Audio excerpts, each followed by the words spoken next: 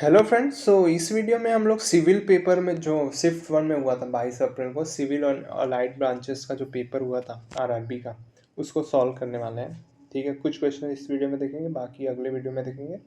तो पहला क्वेश्चन क्या है, निम्नलिखित में से कौन सी एक ग्रीन हाउस गैस नहीं है। तो देखो, मेथेन ग्रीन हाउस गैस है, कार्बन डाइऑक्साइड है, नाइट्रस ऑक्साइड N2O भी है, carbon tetrachloride CCl4 green house gas नहीं है।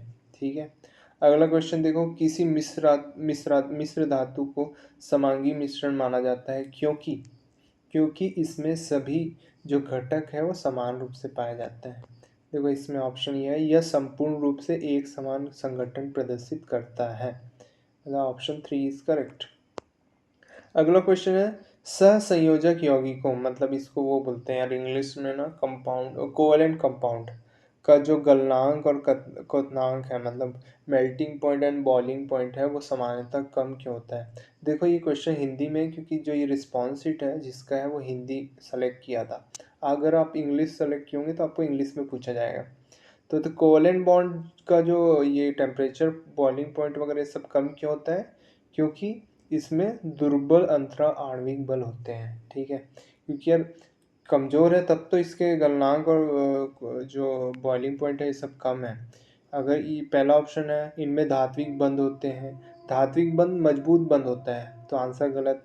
इनमें प्रबल स्थिर वैद्युत बल होते हैं, इसमें प्रबल लिखा है तो ये भी गलत। इनकी संरचना दृढ़ दृढ़ लिखा है तो ये भी गलत, क्योंकि दुर्बल कमजोर होता है, इसलिए इसका आंसर ये वाला होगा, चौथा। अगला क्वेश्चन है चौथा नंबर का, 40 ग्राम NaCl को 200 ग्राम जल में घोलकर एक विलयन बनाया जाता है, मतलब सॉल्यूशन बनाते हैं। तो सॉल्यूशन में NaCl का द्रव्यमान प्रतिशत कितना है। ठीक है, तो यार द्रव्यमान प्रतिशत मतलब NaCl का द्रव्यमान डिवाइड बाई टोटल द्रव्यमान इंटू 100 करेंगे। तो NaCl का 40 है और टोटल 200 प्लस 40 मतलब 240, तो 40/240 इसको करोगे तो 16 पॉइंट समथिंग आएगा। ठीक है, उसके बाद अगला क्वेश्चन, निम्नलिखित में से किस भारतीय महिला क्रिकेटर ने BCCI नमन पुरस्कार 2015-25 में सर्वश्रेष्ठ अंतर्राष्ट्रीय क्रिकेटर पुरस्कार जीता। तो इसका आंसर है स्मृति मंदाना।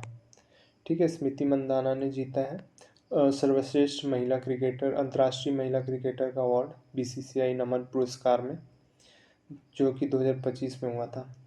उसके बाद अगला क्वेश्चन है, 1968 में किस देश ने पर्यावरण के साथ मानव परस्पर क्रिया पर संयुक्त राष्ट्र सम्मेलन आयोजित करने का विचार प्रस्तावित किया था। इसका आंसर है स्वीडन। ठीक है, पावर पॉइंट टेम्पलेट बदलने का ऑप्शन कहाँ मिल सकता है। तो देखो, थीम में ही मिलेगा। टेम्पलेट है मतलब थीम, और थीम कहाँ पे मिलेगा, डिज़ाइन के अंदर थीम मिलता है, इंसर्ट में नहीं मिलता कभी।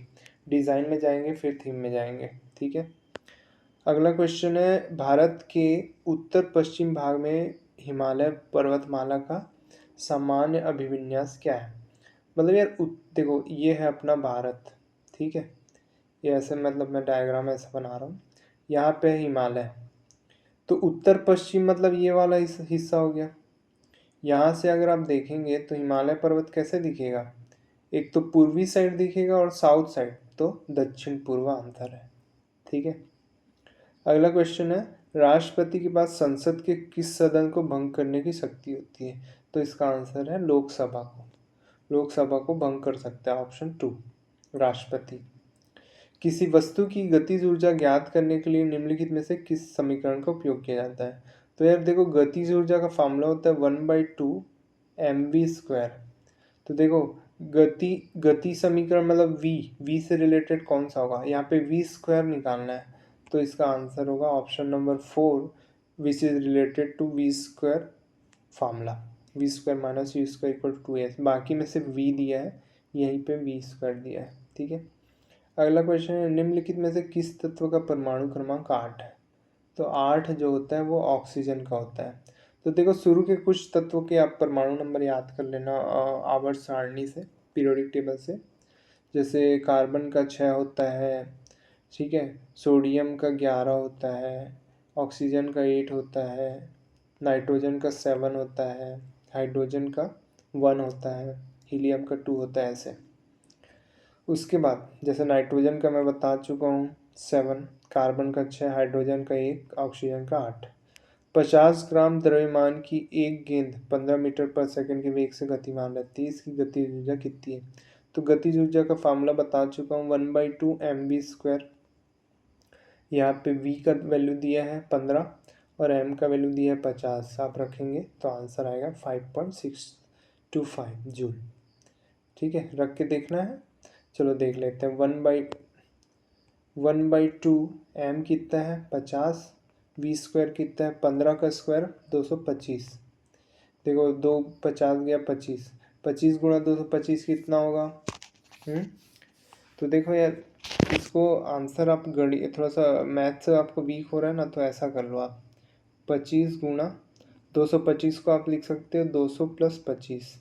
ठीक है, और 25 गुणा 200 कितना हो जाएगा 5000, और 25 गुणा 25 कितना हो जाएगा? 25 गुणा 25 हो जाएगा आपका 625। तो कितना आ गया आपका आंसर? 5625। ठीक है, अब ये पॉइंट में है क्योंकि ये ग्राम में था, तो इसको किलोग्राम में आप कन्वर्ट करोगे बटे 1000 करके, तो आंसर 5.625 आएगा।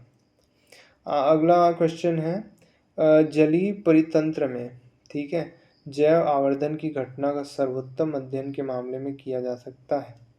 तो जलीय परितंत्र मतलब जो बायो बायो मैग्निफिकेशन बायो क्या बोलते हैं यार, क्या तो बोलते हैं, मतलब उसको मेरे को वर्ड याद नहीं आ रहा है एक्चुअली, हिंदी में है ना, इंग्लिश में थोड़ा बायो मैग्निफिकेशन ऐसा कुछ बोलते हैं उसको।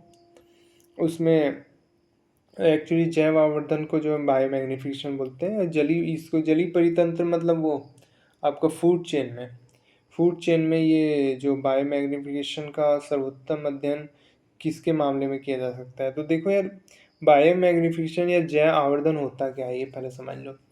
कि जो आपके फूड चेन में जो लोएस्ट से ऊपर जाएंगे, आप लोएस्ट से अपर साइड में जाएंगे फूड चेन में, तो जो पॉल्यूटेंट्स होते हैं उनका वैल्यू, उनका मात्रा बढ़ता जाता है।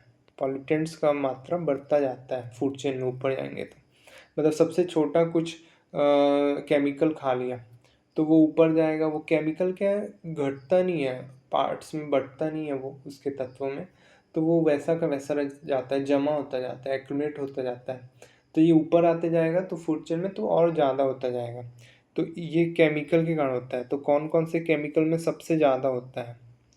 तो सर्वोत्तम अध्ययन फॉस्फेट में, क्लोरीन में, ऑर्गेनोक्लोरीन में या डीडीटी में? तो सर्वोत्तम डीडीटी में होता है। ठीक है, ये लास्ट एक कर लेते हैं, उसके बाद आगे अगला वीडियो में करेंगे। जनवरी 2025 में भारत द्वारा निम्नलिखित में से किस नौ संचालन तंत्र मतलब नेविगेशन सिस्टम को प्रबल बनाने के लिए NVS-2 उपग्रह लॉन्च किया था? ठीक है, NVS-2 नाम के सैटेलाइट को लॉन्च किया किस नेविगेशन सिस्टम में? तो जनवरी 2025 में आपका नेविगेशन सिस्टम को लॉन्च किया गया, जिसमें टोटल 7 सैटेलाइट्स थे।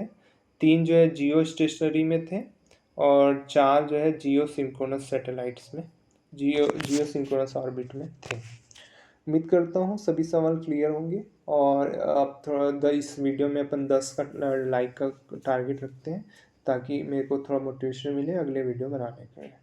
आप शेयर कीजिए जिसको भी ज़रूरत है, ये आपके जो भी फ्रेंड्स जो दे रहे हैं RRB।